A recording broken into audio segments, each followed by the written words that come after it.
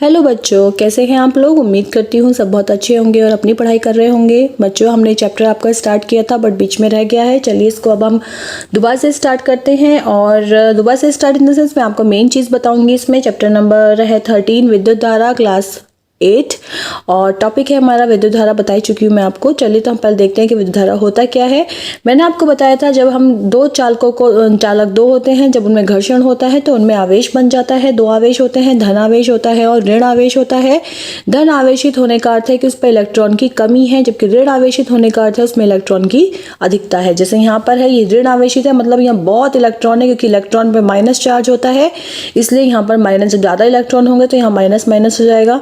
और धन जो होता है इसका मतलब है यहाँ इलेक्ट्रॉन की कमी है। ठीक है, अब ये धारा कैसे क्या होता है, होता क्या है, देखो अब यहाँ पे ये इलेक्ट्रॉन ज़्यादा है, यहाँ इलेक्ट्रॉन कम है, तो इलेक्ट्रॉन कहाँ से कहाँ जाएंगे, ज़्यादा से कम की ओर जाएंगे इलेक्ट्रॉन।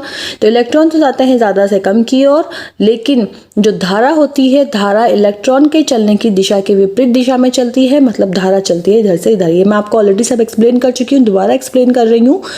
जो धारा होती है वो प्लस से माइनस की ओर चलती है, जबकि इलेक्ट्रॉन्स जो होते हैं वो माइनस से प्लस की ओर चलते हैं, क्योंकि माइनस में इलेक्ट्रॉन ज़्यादा होते हैं, प्लस में इलेक्ट्रॉन कम होते हैं। ठीक है, तो ये हो गया आपका विद्युत धारा।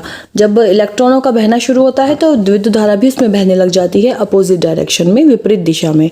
तो विद्युत धारा का हम मात्रक और सूत्र ये सब देख लेते हैं। विद्युत धारा बराबर चालक में प्रवाहित आवेश की मात्रा। मतलब हमने किसी चालक में कितना आवेश प्रवाहित किया है, इसको हम बोलते हैं Q, और बटे विद्युत आवेश के प्रवाह का समय। और वो आवेश हम कितने समय के लिए प्रवाहित कर रहे हैं, उसके अनुपात को बोलते हैं विद्युत धारा। मतलब विद्युत धारा बराबर चालक में प्रवाहित आवेश की मात्रा बटे विद्युत आवेश के प्रवाह का समय, I बराबर Q/T। Q को आप जहाँ भी देखोगे आवेश होगा, आवेश को हम Q से लिखते हैं, और T फॉर टाइम, मतलब समय को हम T से लिखते हैं। सिंपली आप इसको ऐसे याद करें, I बराबर Q/T। सिंपल आपको ऐसे याद करना है, ये इजीली याद हो जाएगा सूत्र आपको। I बराबर Q/T, मतलब कि हम कितने समय तक विद्युत आवेश को हम चालक में प्रवाहित कर रहे हैं, उसको बोलते हैं विद्युत धारा। अब आपको अगर ये सूत्र याद हो गया है, I विद्युत धारा है, Q है चालक में प्रवाहित आवेश की मात्रा, और T की विद्युत आवेश जो प्रवाहित किया है वो कितने समय के लिए प्रवाहित किया है, ये है T। तो इसका हम परिभाषा कैसे बनाएंगे। अब देखिए, अगर आपको सूत्र से परिभाषा बनाना आ गया तो आपको कभी कोई प्रॉब्लम नहीं आने वाली है। विद्युत धारा का एसआई मात्रक एम्पियर होता है। ये क्वेश्चन बहुत आते हैं कि इनके मात्रक क्या क्या है। विद्युत धारा का मात्रक एम्पियर होता है, और आवेश का मात्रक कूलाम होता है, समय का मात्रक सेकेंड होता है। ठीक है, यदि हम किसी चालक में 1 सेकेंड तक, मतलब अब देखिए I बराबर Q/T था ना, I बराबर Q/T।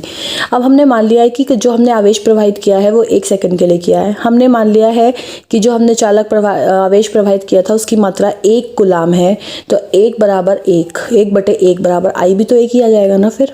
तो इसका सूत्र कैसे बनेगा, 1 एम्पियर बराबर 1 कूलाम बटे 1 सेकंड। मतलब हमने 1 सेकंड तक 1 कूलाम आवेश प्रवाहित किया है किसी चालक में, तो उसमें बहने वाली धारा, विद्युत धारा 1 एम्पियर होगी। ये इसकी परिभाषा है। ठीक है, हमने मतलब सूत्र में सबको एक एक मान लिया है। ठीक है, एक एक मान के हमने उसकी परिभाषा बना दी है। देखिए ये लिखा हुआ है, यदि किसी चालक में 1 कूलाम आवेश 1 सेकंड में प्रवाहित हो तो उसमें बहने वाली धारा 1 एम्पियर होगी। समझ में आया कि नहीं आया?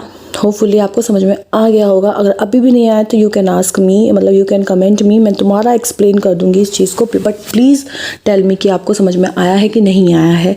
एक बार एक्सप्लेन कर रही हूँ अगेन कि अगर हमने क्या किया है, हमें सूत्र पता है I बराबर Q/T होता है। ठीक है, हमने सबको 1 मान लिया है। 1 एम्पियर बराबर 1 कूलाम बटे 1 सेकेंड। ठीक है, सबको 1 मान लिया, सबको 1 मान लिया है। हमें पता है T क्या है, चालक में प्रवाहित आवेश का समय, कि कितने समय तक प्रवाहित किया जा रहा है। Q क्या है, कि कितना आवेश प्रवाहित किया जा रहा है। तो एम्पियर क्या है, विद्युत धारा है। तो अगर यदि 1 कूलाम आवेश 1 सेकंड के लिए किसी चालक में प्रवाहित किया जाता है तो उसमें बहने वाली विद्युत धारा 1 एम्पियर होगी। जरूरी नहीं कि आप ये बुक की लैंग्वेज लिखो, आप अपने समझो और अपने समझ के अपने आप से लिखो उसको। ठीक है, वो ज़्यादा अच्छा होता है। चलिए अब आगे देखते हैं। विद्युत धारा दो प्रकार की होती है, डिश धारा और प्रत्यावर्ती धारा। दो धाराएं होती हैं।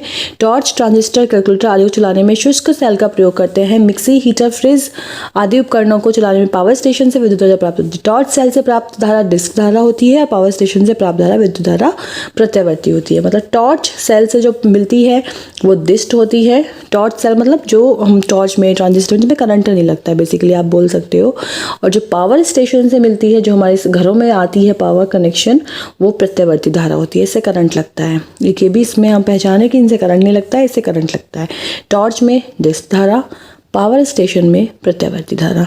होपफुली आपको समझ में आ गया होगा। नेक्स्ट जो टॉपिक है वो है हमारा विद्युत धारा के स्रोत। हम कवर करेंगे विद्युत सेल को और विद्युत जनरेटर को।